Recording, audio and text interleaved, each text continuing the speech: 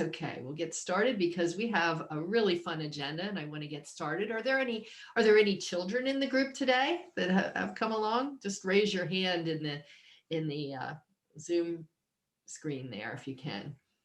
Did anybody bring any grandchildren? Because we're having a special reading today. I want to welcome you to the GetSetup special event. This is a grandparent grandchild book reading and discussion on race with Elliott Robinson. And it's brought to you by the Houston YMCA. We were just getting a little bit of background about how Camilla from Houston hi Camilla, met Elliott. And so we're excited to hear because she was so impressed when she went to visit in Nashville and met him in the civil rights room. So I think that you're going to really be in for a treat. My name's Deb, and I'm your Get Set Up guide. I know lots of you, and I'm going to be your host for today. And as a community of older adults who are looking to stay informed and connected, Get Set Up is really thrilled to have Elliott today to lead us in a reading and also a discussion on race. So before we get started, I just want to cover a couple of housekeeping items. You're familiar with many of those, but they're a little different always for these speaking engagements. So for those of you who are tuning in live through the Get Set Up room, hi all of you. Please remember that you're on mute right now, and remember to mute yourself during the session, but I think you're already on mute and I don't think you can unmute yourself. I think we're regulating that through the session, but you'll have a chance to speak. So no problem there. Do keep your cameras on. It's especially engaging in a session like this if you can see us and we can see you. So I do invite you to join by camera. And then we can also capture some images along the way. So we like to always do that, get some pictures of these for posterity. And if you do have a clarifying question while Elliott is speaking, please let me know in the chat box, and then we will do our best to make sure we call this to his attention. And we are going to have time for questions during the second half of the session as well. And for those of you who are joining us via live stream, hello, it's nice to have you here. And you may be on FaceTime or Facebook or YouTube. So we want to welcome you if you're coming from those locations. And you are also welcome to enter any questions that you have in the comments, and we'll get to those as we can. We're going to do our very best to address all questions as usual. And I'd like to now introduce you to our guest for today, Elliott Robinson. Now, Elliott is a program specialist at the Nashville Public Library in Nashville, Tennessee. So I explained a little bit about how someone from Houston connected with someone from Nashville. That's a pretty neat story. He primarily runs programs for all ages in the library's civil rights room, sharing stories of Nashville's very significant but not widely known impact on the modern civil rights movement. So last fall, while the library was shut down during the COVID-19 pandemic, Elliott launched something called Triumph Tales. And it was a series of story times that deal with people who are overcoming or overcame obstacles which have presented themselves throughout American history. And those obstacles that kind of stood in the way of living in a truly inclusive society. The stories are shared via the Nashville Public Library Special Collections Center Facebook page. And so you can always access those. We are going to add them to the chat during the event. And each tale is accompanied by a set of resource and discussion questions, which is so nice because you have this nice little package that you can use to stimulate questions, and also some related resources that can be used to complement whatever it is that you're reading. So with that, I am going to welcome Elliott and welcome you to Get Set Up, Elliott, and take it away. All right, thank you very much. I'm excited to join you guys this morning. We're happy to have you. We get to have a lot of great conversations in the civil rights room with school children and college students and corporate groups and family groups and and all kinds of people, and the police department even, as they send every new class of cadets through our space to talk about history and to have these conversations before they get out into our streets.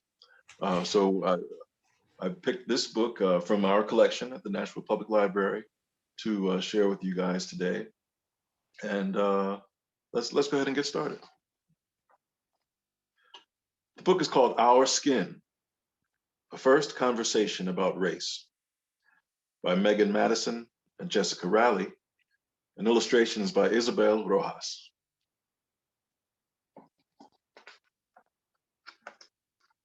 Young children notice a lot, including skin color, race, and even injustice and racism. It can be hard to find the right words to answer their questions or to start a conversation about race. But when we don't talk about it, children often come to their own conclusions, which can include bias and stereotypes because of the world we live in. Simple conversations can help them make sense of their world and even recognize and speak up about injustice. This book is a good place to start or continue the conversation. We all have skin. It comes in different colors.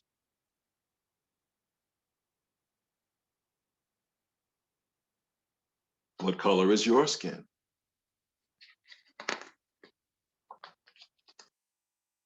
We see different skin colors at the playground, at the grocery store, and on TV.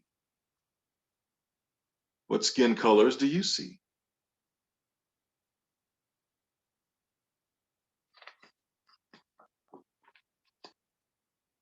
Our friends have different skin tones. So do the people in our families. What about in your family?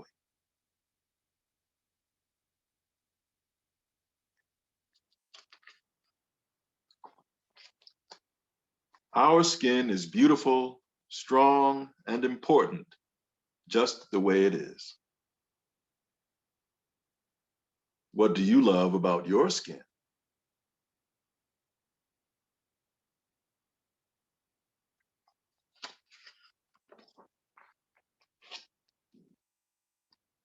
We get our color from something smart inside our bodies called melanin that protects our skin from the sun. You have melanin too. We all do. Everybody has just the right amount for them. The darker your skin, the more melanin you have. The lighter your skin, the less melanin you have. Melanin makes our skin many beautiful shades, from dark to bright. What do you call your unique skin color?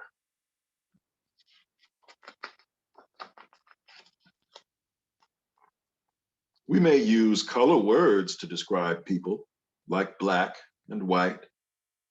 Sometimes we say people of color to talk about all the groups of people who aren't white. Look at all of the wonderful colors.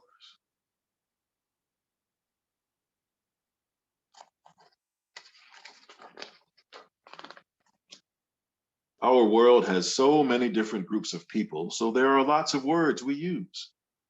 Black, indigenous, Asian, white, Arab, Pacific Islander, African American, Latinx, biracial, and so many more.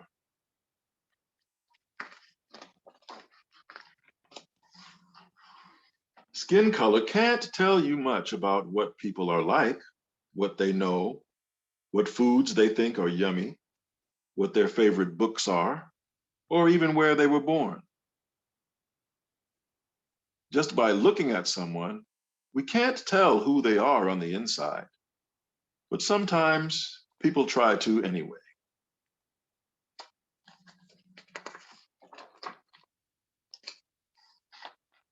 A long time ago, way before you were born, a group of white people made up an idea called race. They sorted people by skin color and said that white people were better, smarter, prettier, and that they deserve more than everybody else. That isn't true or fair at all, but it's a story that has been told for a long time.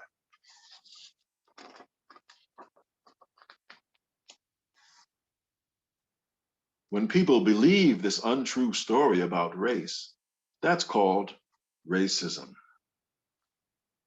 Racism is also the things people do and the unfair rules they make about race so that white people get more power and are treated better than everybody else. Racism happens in lots of big and small ways. It's all around us, even if we don't always notice it.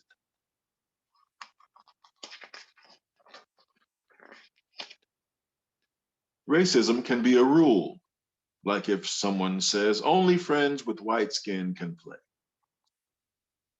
Racism can be an idea, like thinking princesses only have blonde hair. Racism can be a way we've done things for a long time, like how there aren't as many books written about people of color.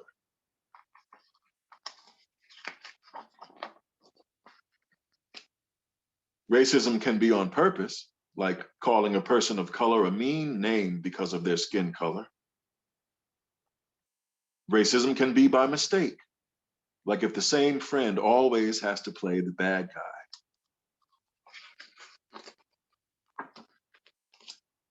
Racism hurts and is always unfair. That's why it's important to talk about it and do our part to make things better.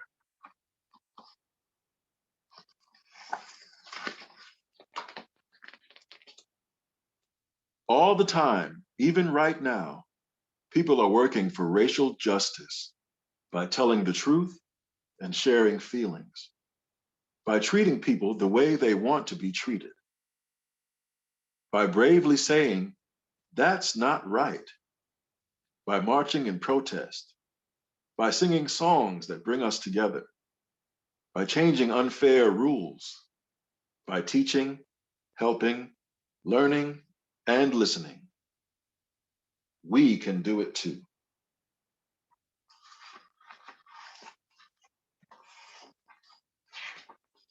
Now, there are some terms included in the back of the book here that help us get in the frame of mind of understanding these things that we need to have these conversations about. Skin color. Even babies notice skin color, and every person has a unique skin tone. Simply talking about it helps children learn that it's not a taboo topic and can open the door to more in-depth conversations about race. You can talk about skin tone in the same way you notice all the parts of your body. Introduce different skin colors during playtime when you may already be talking about physical attributes like size, shape, and color. Race-related observations.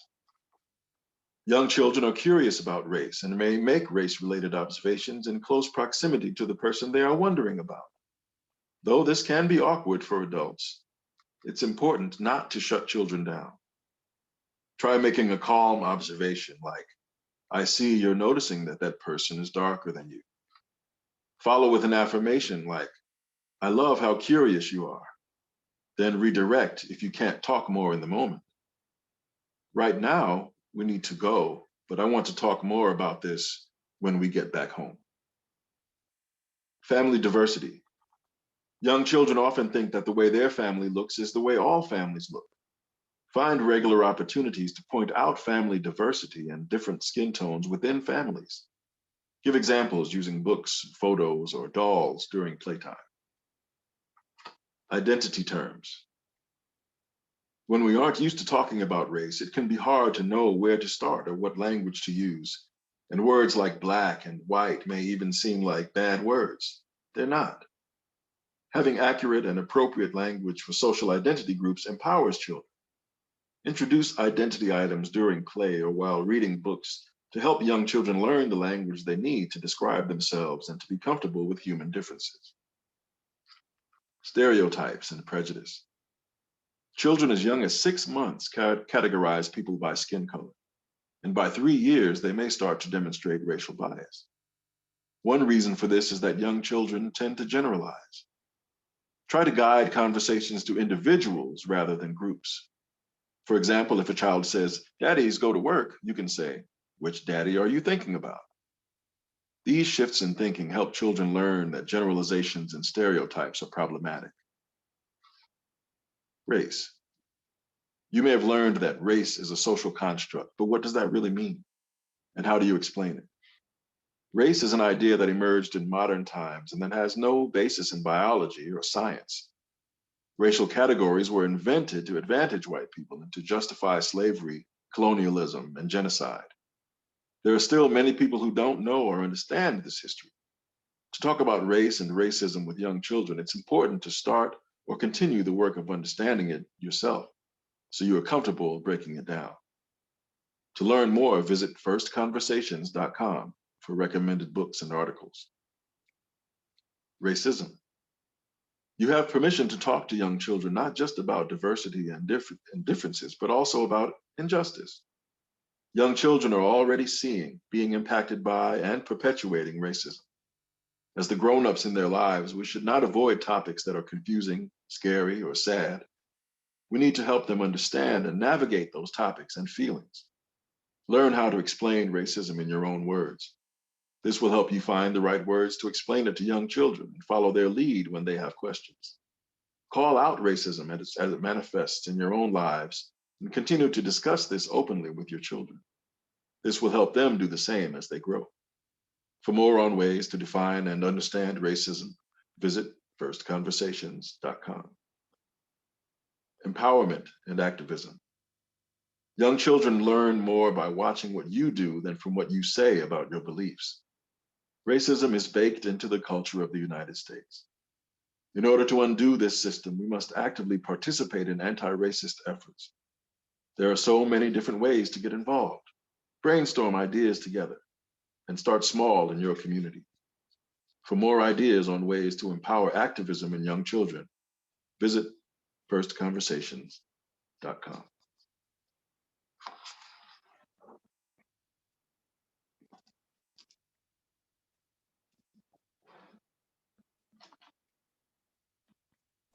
All right. I'm going to switch my setup around here. Elliott, that was wonderful. Thank Isn't that you. great? You have a great reading voice. And by the way, I wanted to ask you, how is it that you came to be part of the Nashville Public Library in the Civil Rights Room? Can you tell us that? And then we're going to talk about the book a little bit more. We do have a question or so. I started working at the library about 7 years ago. Let's see, I'm gonna switch. Sure, go ahead. Take your time.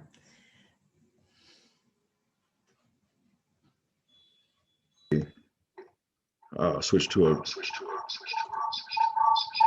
And mute your other device there. That's great.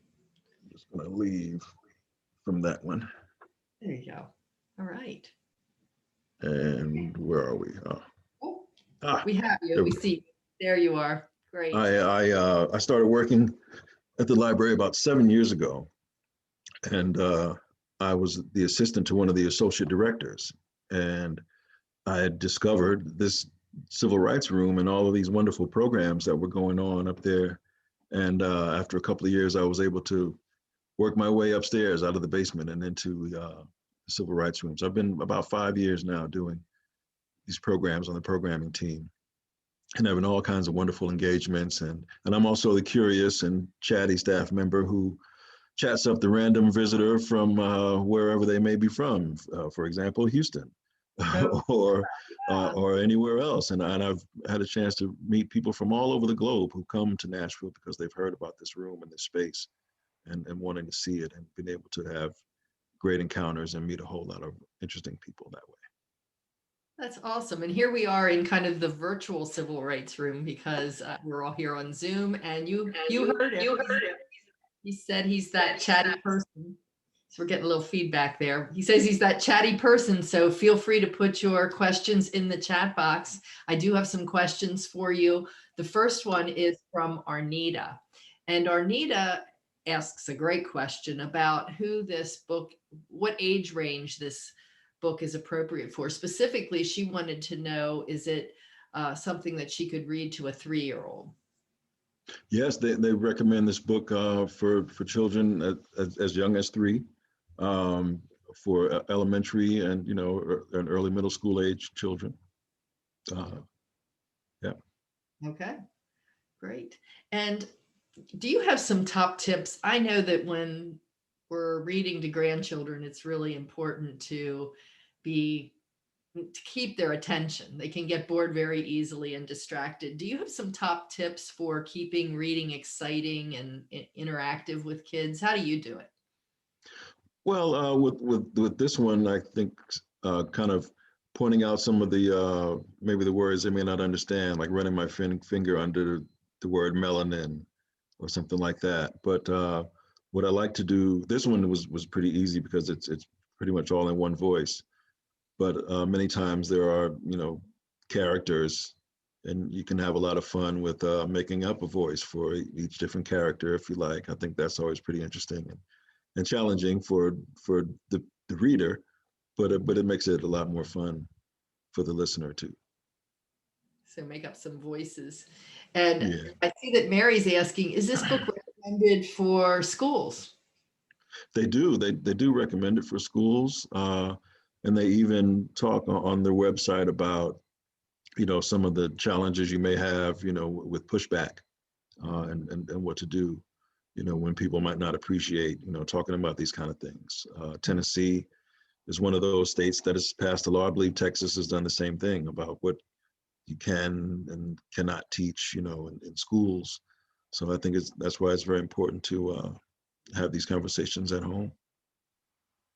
Okay. Mary Ellen says she loves the book. She said, I find much comfort in hearing it, even today at the age of 70. So this is an older book. I'm a retired teacher and really appreciate all the stories and concepts. Well, maybe it isn't an older book. When was the book written? Wow, that is a good question. I should grab it and look inside. It's a fairly new series, 2021, brand new.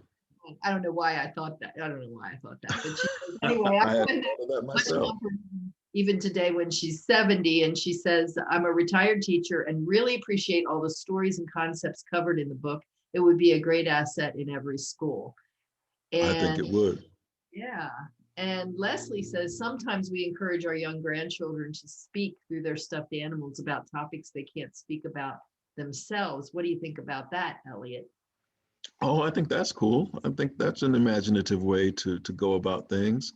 Maybe you can grab a stuffed animal and to speak back to them. I guess a lot of the things they may read, picture books and things have a lot of animals in there that speak. So I think that's pretty cool. I like that idea. Reminds me of those old puppet shows that were on television where you had the hand puppets Oh yes. there too. Our Yeah. library is famous for the puppet shows, the marionette style puppets. They actually still do very great work with those. I wonder they should have some stuff online as well. Check the NPL universe for Wishing Chair Productions. Okay, we can put that in the chat. And Arnita's back with another question. Would it be okay to give examples by name to your grandchild, like examples of a Latino child? Could I say this child looks like one of her classmates, for instance? Like, so Oh, you think that's appropriate? examples by name. Yeah, sure, I think so. Yeah.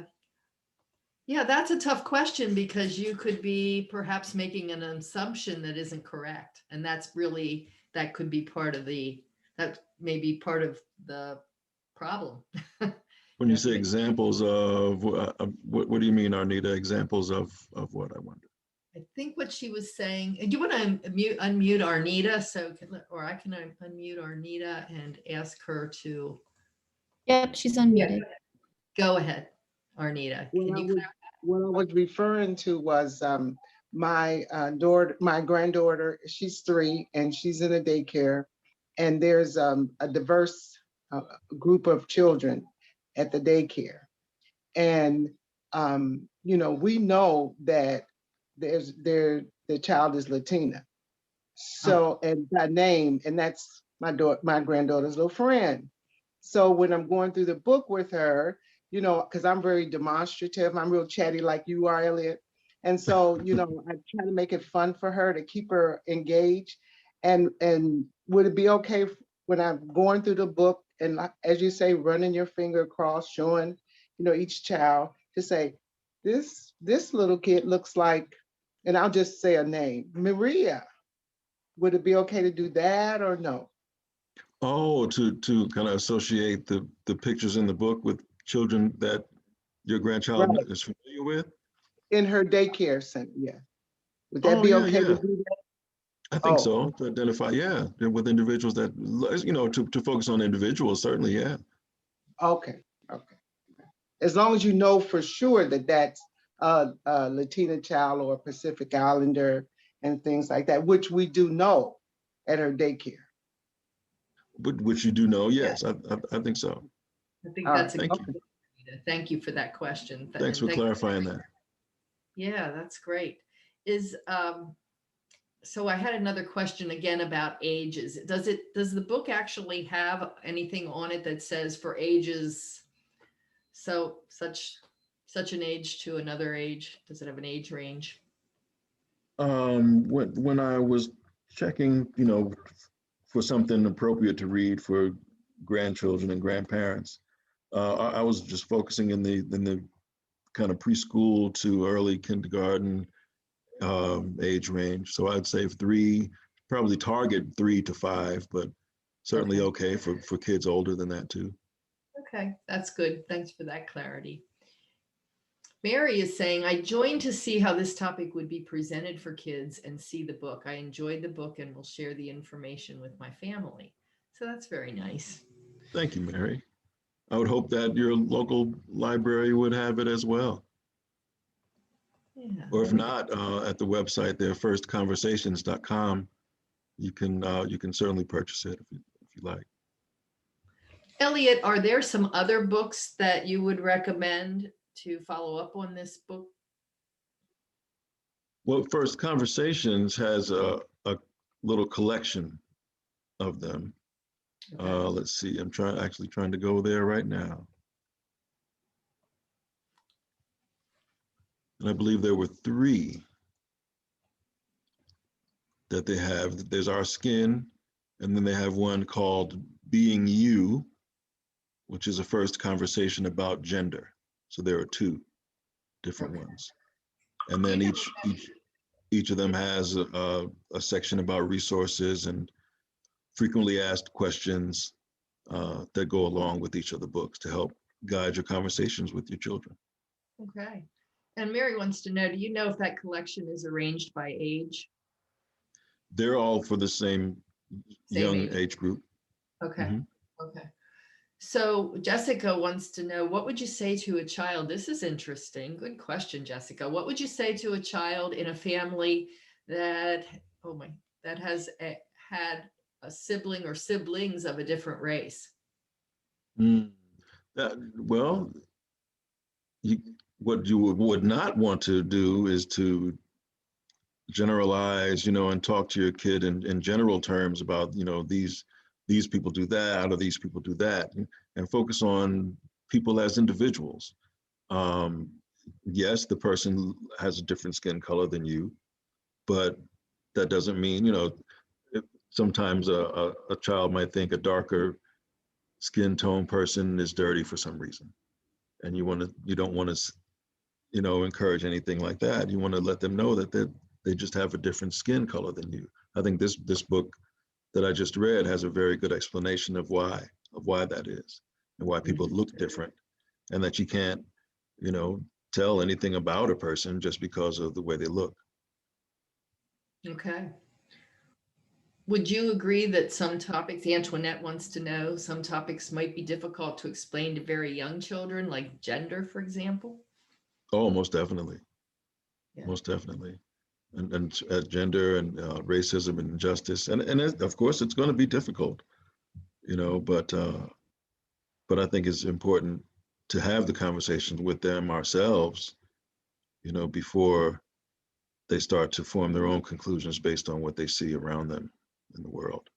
Yeah, and I'm going to let's unmute Antoinette in case she wants to elaborate on that at all, because I feel like there is something underneath that. Antoinette, did you want to clarify?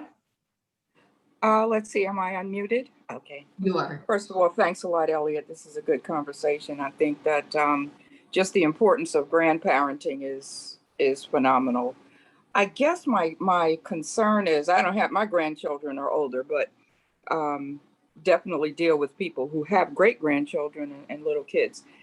I would wonder, how would I explain, or how would a grandparent or a parent explain a situation where there are same-sex parents? So, you know, if the child, they have you know what I'm saying, a mom and a dad, mom, two moms, they think they may have two moms. So like, you know, like where do you draw the line? Is that a conversation that you would wait and have when the child is a bit older, or, you know, I just wonder what your thoughts are. Yeah, I'm not sure. That's a really tough one. Right. I mean, to emphasize that all families don't look the same. Okay, that makes sense. I think would be good, but I don't know how long you would want to wait, you know, to talk about something like that. All right, thank you. But certainly, you know, all families don't look the same. You know, families are made up in all kinds of different ways. Thanks. And Thank you. people can love, you know, people of all kinds. So Jennifer has a question that I'm kind of connecting a little bit to the earlier one. They're different, but the earlier one about when you have children who are of different races in the same family. Jennifer says, how would you suggest that biracial children issues be approached? And I think that if we unmute Jennifer and maybe also Jessica, there could be maybe there's some additional questioning there or conversation we could have about that. So Jennifer, would you like to just clarify or add anything to your question there? No, my grandchildren are biracial, and I'm writing a book for children on the issue of biracial, because there are some issues, you know, of them identifying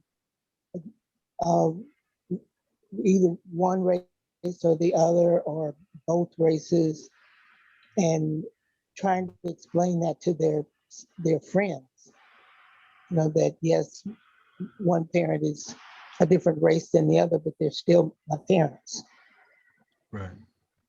And how would you suggest that they approach that, and that we approach that in trying to help them with that situation?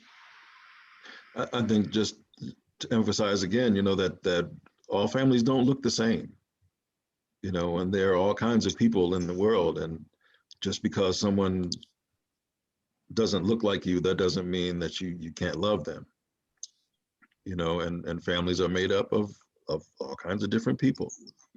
And I think it's just important to emphasize that. Deb, if I may speak for a second as well. So in coming to my journey with, you know, being, you know, with the movement and everything that's been going on over the past, you know, year and a half, you know, I found myself in book clubs that was going over, you know, the different topics in adult book clubs.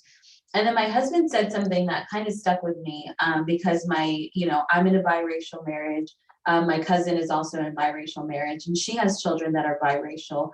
And so, you know, when my husband explained it to her, because she was like, well, how do I speak to my child? How do I speak to Jackson about, you know, when he's growing up? And the thing that my husband said was that, you know, you just utilize the heritage that both sides come from, and you really focus in on the history of your heritage, and telling Jackson, like, you're a triple threat. Your dad is half this, and your mom is this, and you have a mixture of all of that, so you are a triple.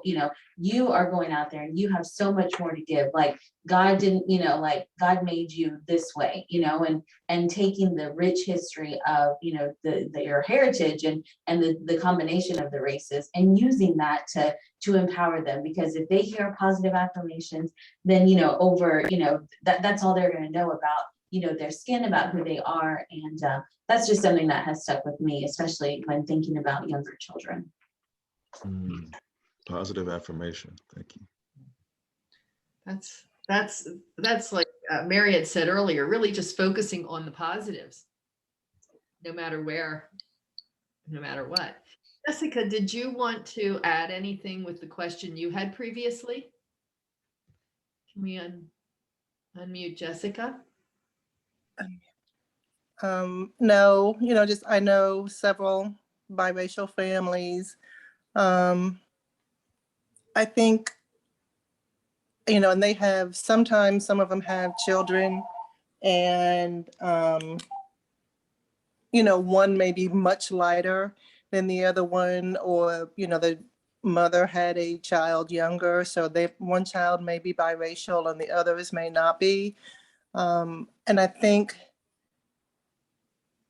there's also a concern in families that need to be maybe thought about, is that one child feeling excluded, especially if the mother or the family is now not a biracial family, that somehow that her heritage or their heritage is embraced and somehow still with her, that it doesn't get lost just because, the mother had the biracial child earlier.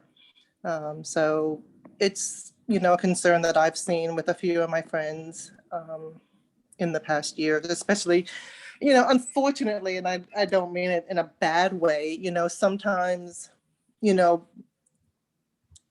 young people have, rebellious and therefore have a biracial child because they're being rebellious. But, as they get older, they find it easier just to, just not do it. But, you really just have to remember that child somehow and find a way to make sure they know who they are once they start to grow up. Thank you. That was well identified, I think, well described. It's so complex, and it's something that we talked about before we got onto this call, because Elliott said, I'm sure there will be questions that I'm not really comfortable or I don't really know how to answer. And, we all agreed that this is just it's so complex, it's so evolving, that we just have to feel our way, starting with the positives and with the dialogue, like this dialogue, which is very respectful, very, very open, and we all learn from there. So Elliott, would you have anything that you would add at this point to that? Connection with the heritage is very important, and the affirmation of the individuality of each child, related to that heritage, and the understanding that of there are different cultures as well, and that you have the different heritage in your family. And I think that's something that can be positive in learning and be able to understand, different cultures and different kinds of people as you go out into the world and encounter different kinds of folks. Thank you. So you have been mentioning some resources along the way for continuing the conversation, but are there those that we've missed or haven't talked about yet that you would add additional resources for the conversation, or even anything that would be appropriate for other ages? I can attach some more titles, or maybe throw some more titles in the chat. I should have had our library website pulled up, but I can do that now.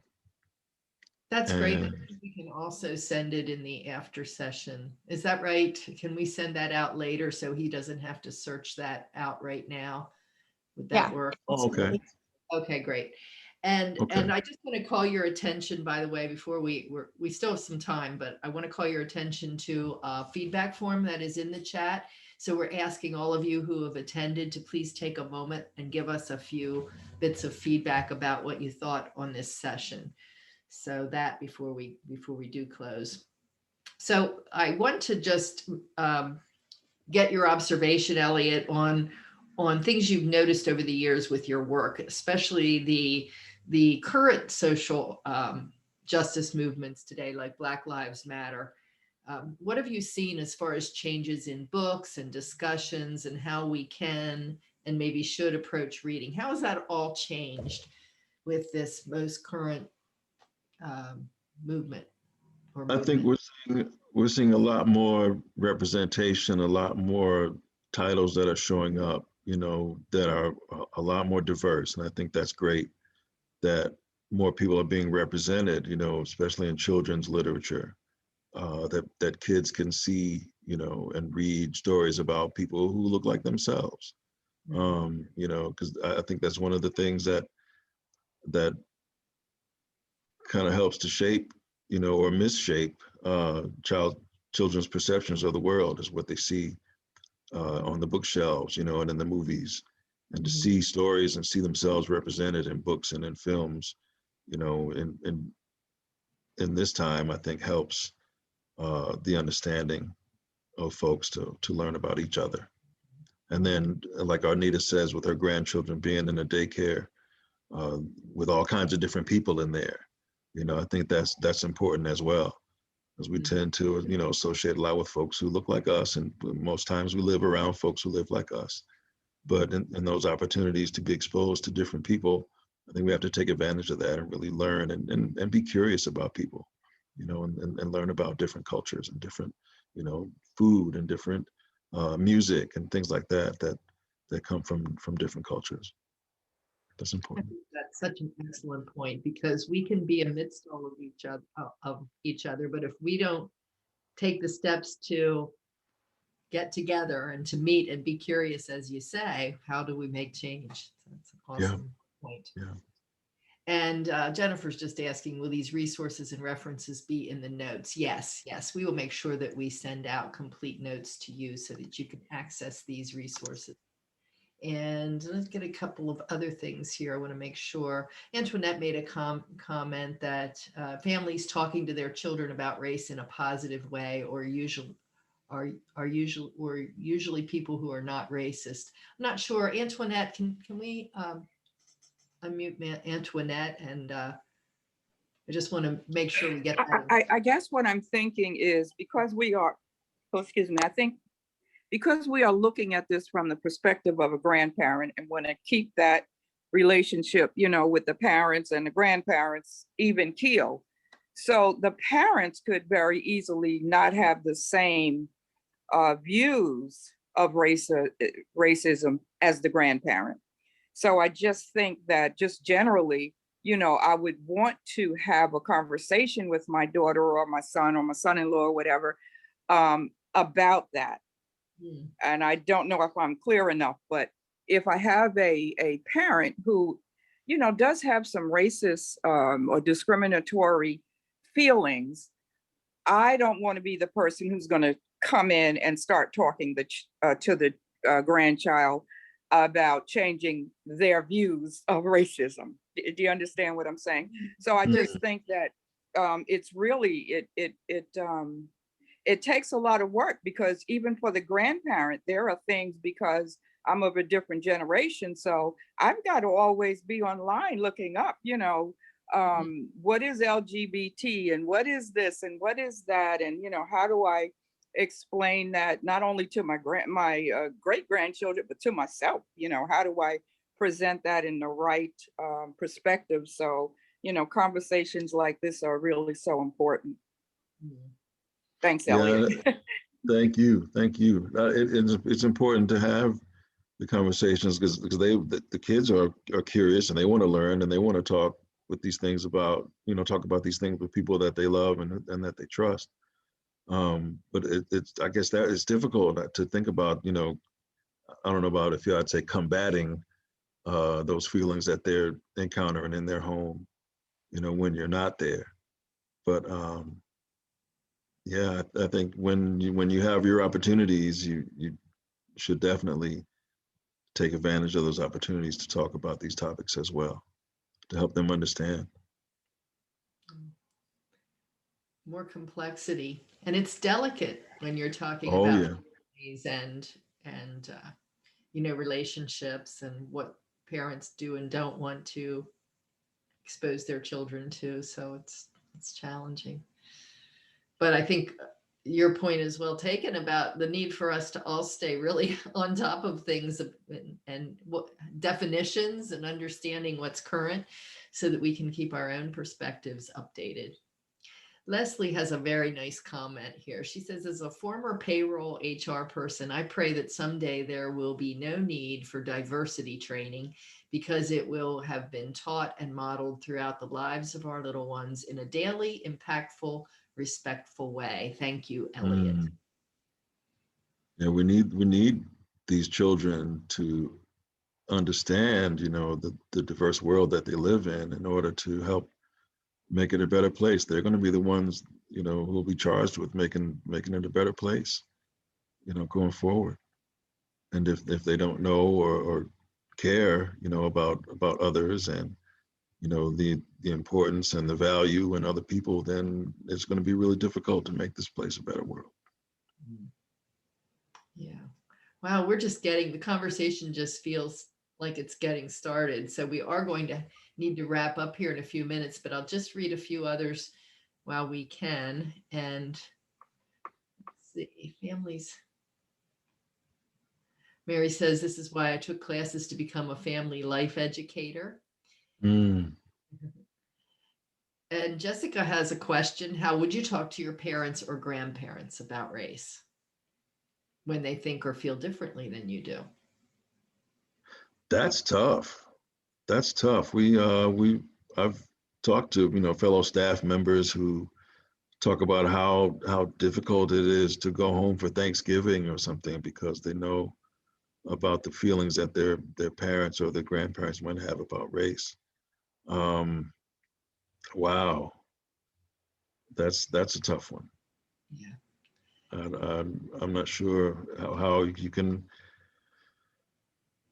have that conversation with people that are older than you. I don't know. I was. Yeah. Anybody care to weigh in on a way that they've been Yeah. successful? You're welcome to raise your hand if you'd like to speak to that, because that is a tough one. Yeah, you're talking about folks. Arnita, are you raising your hand there? Can we unmute Arnita? Well, I had a young, and he was Caucasian. He looked like he was maybe about in his late 20s. And one of the things he said, he was talking about his grandfather that didn't want him dating African-American women. And he said, I had to wait till Grandpa died. That was kind of sad.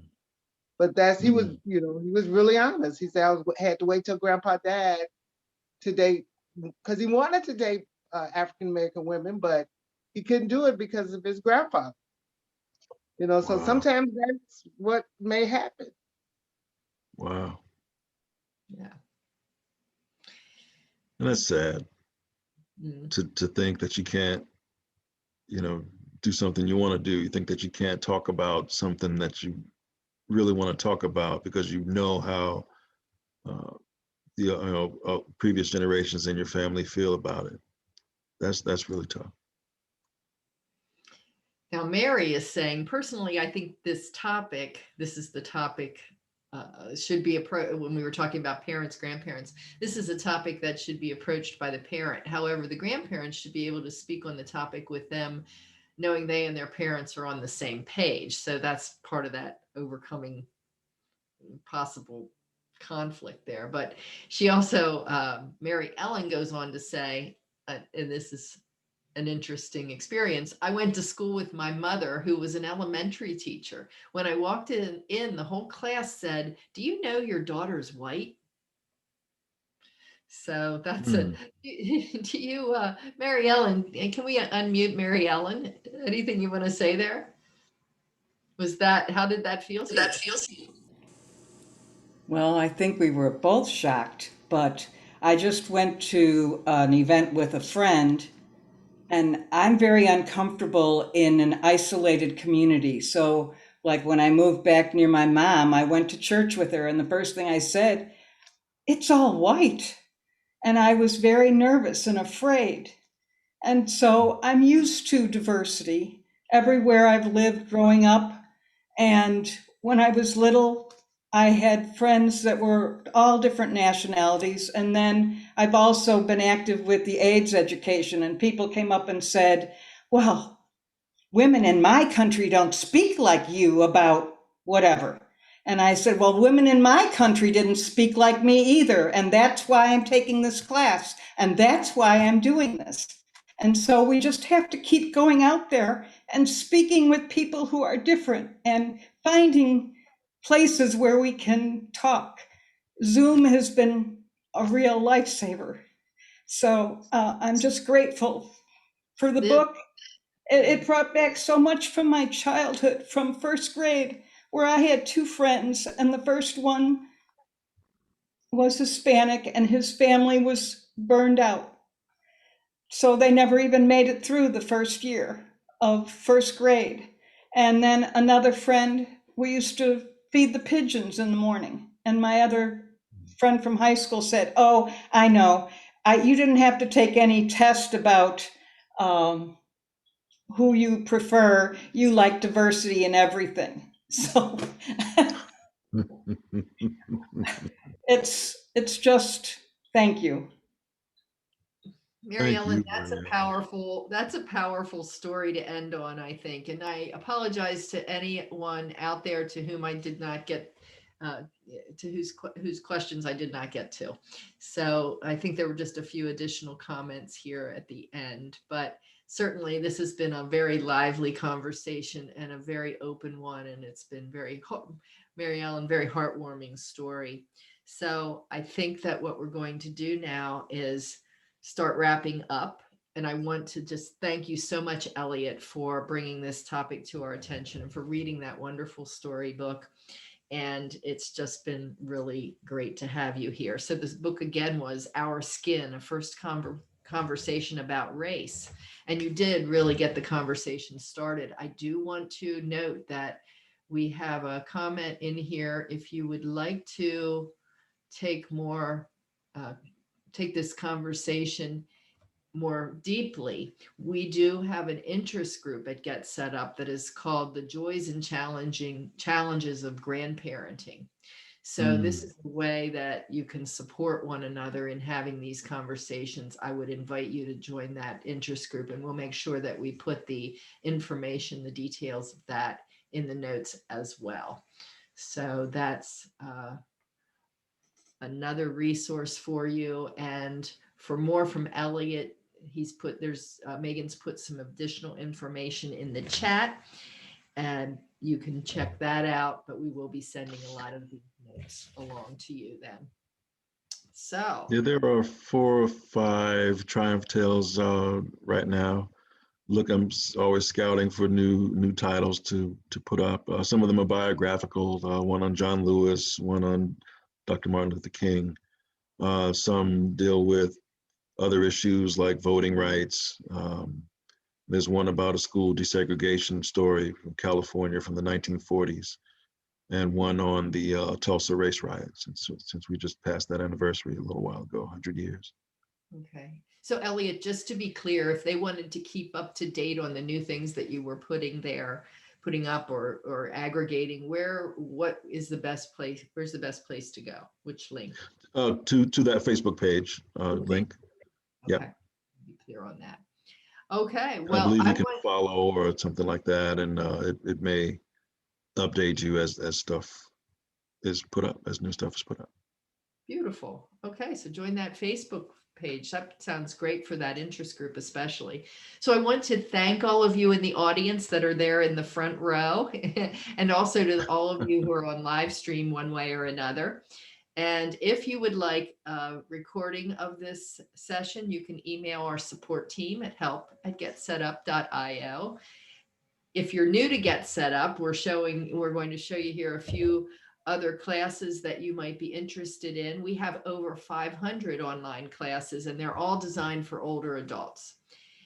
And they're all taught by older adults. The classes are free. So we work with local governments and with community and Medicare organizations who support their members and provide the fees for those classes. So pay for the fees for those classes. So we keep it free to the learners. And so I think are we showing those? I don't have it on my screen, but I think we're probably showing the PowerPoint screen that shows you the other classes that are somewhat related here to what we talked about today. And if you like this event, one of these other classes might be for you. If you want to join Get Set Up, you can look for the link in the chat here on Zoom and in our live streams. It's www.getsetup.io. And just a reminder, everything that we talked about today in the way of resources is going to be in those notes that we send out to all who registered and attended the class today. And we do hope you'll join us for future classes. Hope you really enjoyed this event. I want to say thank you again to all of you, and especially Elliott, to you for such a great conversation and a great reading and great resources. Thank you all for having me. This has been amazing. I really appreciate it. Yay, I see some people clapping. So yeah, I think there's lots of appreciation in the chat and yeah. So thank you all. Have a wonderful day, great Friday, and a great weekend upcoming. Take care all. Bye-bye. Come to Nashville one day. Come to Nashville. Yeah. Thanks, Elliott. Thank you.